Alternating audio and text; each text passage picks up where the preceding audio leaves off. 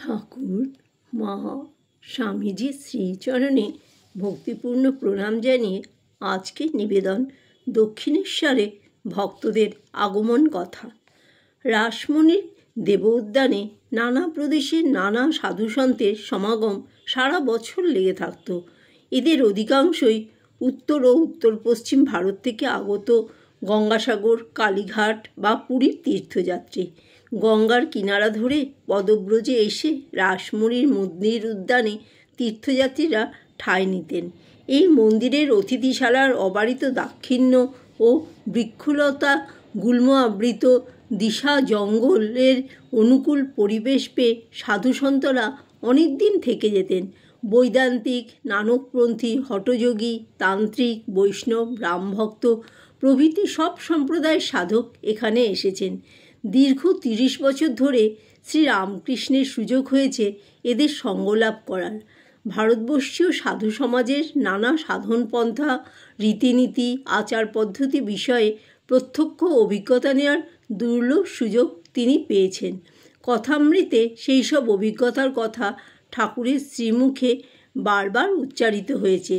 শ্রীরামকৃষ্ণ সন্নিধানে কেশবচন্দ্রের আগমনের আগেই নানা প্রদেশ থেকে দক্ষিণেশ্বরে আগত তীর্থযাত্রী সাধু সন্ন্যাসীদের মাধ্যমে ভারতের বৃহত্তর সাধু সমাজে শ্রীরামকৃষ্ণ মহিমা ছড়িয়ে পড়তে শুরু করেছে। ঠাকুর বলতেন, ফুল ফুটলে ভ্রমর আপনিই আসে।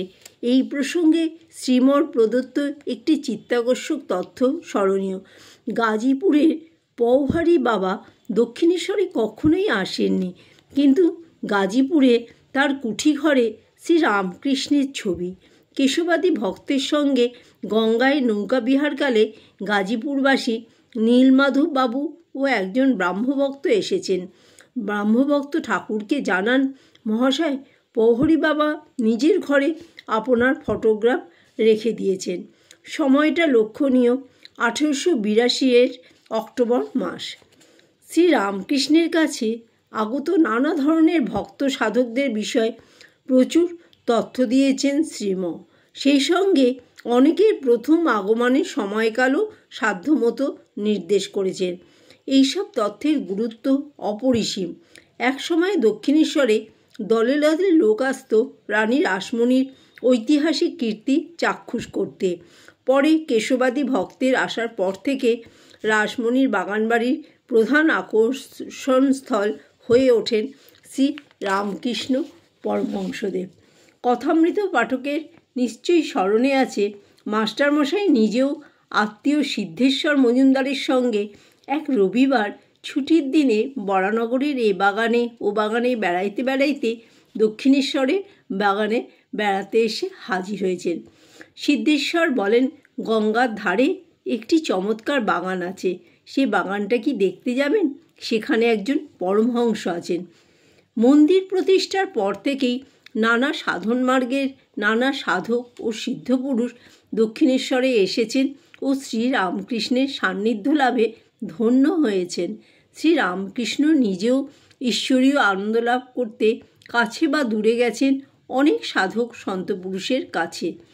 1859 খ্রিস্টাব্দে ব্রাহ্মণী যোগেশ্বরী ও 1866 খ্রিস্টাব্দে তোতাপুরী আসেন তাকে বিভিন্ন সাধন মার্গে সহায়তা করতে। শ্রীরামকৃষ্ণের সান্নিধ্যে প্রথম দিকে আসা সাধকদের মধ্যে উল্লেখযোগ্য হলেন ইদিশের গৌরী পণ্ডিত, সাধক কৃষ্ণকিশোর, নারায়ণ শাস্ত্রী, অচলানন্দ, বৈষ্ণবচরণ গোস্বামী প্রমুখ। কথামৃতে এইসব সাধকদের কথা ঠাকুরের মুখে বারবার উচ্চারিত হয়েছে। পরের পর্যায়ে এসেছে কাপ্তেন বিশ্বনাথ উপাধ্যায়, কেশবচন্দ্র, স্বামী দয়ানন্দ, বুড়ো গোপাল, মহিমাচরণ প্রমুখ। শ্রীমৎ জানিয়েছেন, দয়ানন্দ ঠাকুর শ্রীরামকৃষ্ণকে যখন দর্শন করেন ও তাহার সমাধি অবস্থা দেখিলেন, তখন আক্ষেপ করে বলেছিলেন, আমরা এত বেদ বেদান্ত কেবল পড়েছি, কিন্তু এই মহাপুরুষে তাহার ফল দেখিতেছি। অন্তরঙ্গ ভক্তদের আগমন সম্পর্কেও শ্রীম জানিয়েছেন, ঠাকুরের অন্তরঙ্গ ভক্তেরা 1879 ও 80 খ্রিস্টাব্দ হইতে ঠাকুরের কাছে আসিতে থাকেন। তাহারা যখন ঠাকুরকে দেখেন তখন উন্মাদ অবস্থা প্রায় চলিয়া গিয়াছে।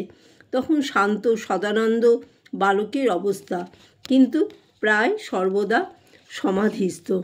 1 জানুয়ারি 1883 খ্রিস্টাব্দের হইতে এখন অন্তরঙ্গ ভক্তগণ অনেকেই আসিয়া ঠাকুরের সহিত মিলিত হইয়াছেন। 1 বৎসরকাল নরেন্দ্র, রাখাল, ভবনাথ, বলরাম, মাস্টার, বাবুরাম, লাটু প্রভৃতি সর্বদা আসা যাওয়া করিতেছেন। তাহাদের বৎসরাধিক পূর্ব হইতে রাম, মনমোহন, সুরেন্দ্র, কেদার আসিতেছেন। 1884 খ্রিস্টাব্দের সময় থেকে নতুন ভক্তেরা যান। নারায়ণ, পল্টু, ছোট নরেন, তেজচন্দ্র, বিনোদ, হরিপদ। জানা যায় ঠাকুরের কাছে লাটু, বাবুরাম প্রমুখ থাকেন। যোগিনীর বাড়ি কাছে, অনেক আগে থেকেই ঠাকুরের কাছে তার যাতায়াত। তিনি প্রায় প্রত্যহ আসেন, রাতে বাড়ি ফিরে যান। নরেন্দ্র মাঝে মাঝে আসেন, এলেই আনন্দের হাট। নরেন্দ্রের দেবদুর্লভ কণ্ঠে গান ঠাকুরের অতি প্রিয়। শ্রীরামকৃষ্ণের কথা কলকাতার শিক্ষিত মানুষজন জানতে পারেন কেশবচন্দ্র কর্তৃক সাময়িক পত্রে লেখালেখির পর। কেশবচন্দ্র ইন্ডিয়ান মিরর পত্রিকার 28 মার্চ 1875 সংখ্যায় লেখেন, আমরা অল্পদিন হইল দক্ষিণেশ্বরে পরমহংস রামকৃষ্ণকে বেলঘরের বাগানে দর্শন করিয়াছি। তাহার গভীরতা, অন্তর্দৃষ্টি, বালক স্বভাব দেখিয়া আমরা মুগ্ধ হইয়াছি। কেশবচন্দ্র আরও লেখেন, হিন্দু ধর্মের গভীরতম প্রদেশ অনুসন্ধান করিলে কত সৌন্দর্য, সত্য ও সাধুতা দেখিতে পাওয়া যায়। তা না হইলে পরমহংসের ন্যায় ঈশ্বরীয় ভাবে ভাবিত যোগী পুরুষ কীরূপে দেখা যাইতেছে। সমকালে শিক্ষিত সমাজের কাছে কেশবচন্দ্র পরিবেশিত এই বার্তা নিঃসন্দেহে গভীর প্রেরণাবাহী। এই সময়ের পর থেকে দক্ষিণেশ্বরের পরমহংসকে দর্শন করতে ও তার শ্রী মুখনিসৃত কথামৃত আস্বাদন করতে আলোকপ্রাপ্ত নব্য কলকাতা উজানমুখী হয়ে ওঠে। সনাতনপন্থী বা প্রগতিপন্থী সবার গন্তব্য একটাই, দক্ষিণেশ্বর। জয় ঠাকুর, জয় মা, জয় স্বামীজি।